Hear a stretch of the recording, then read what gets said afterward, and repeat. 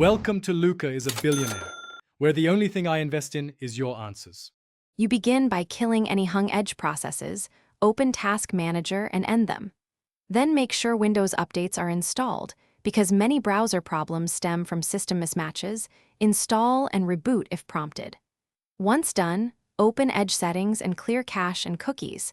This removes corrupted session data that often causes loading failures.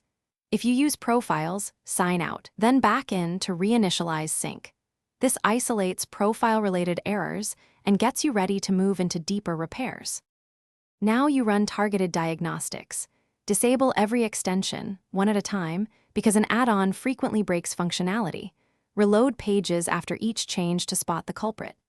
If that fails, reset Edge settings or create a fresh user profile to eliminate corrupted preferences.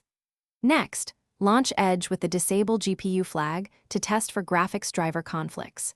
If that helps, update or roll back GPU drivers via Device Manager. Make sure to test network pages in private mode to rule out cache or cookie persistence. To finish, reinstall Edge or run Microsoft Repair from App Settings. This restores missing files and resets executable associations. You should also inspect firewall, antivirus, and proxy settings, temporarily disable or create exceptions to ensure Edge isn't blocked by security rules. Once everything is restored, test with several sites and clear DNS cache ipconfig/flushtons to resolve name issues. If problems persist, create a new Windows user. This single troubleshooting tip quickly tells you whether the fault is system-wide.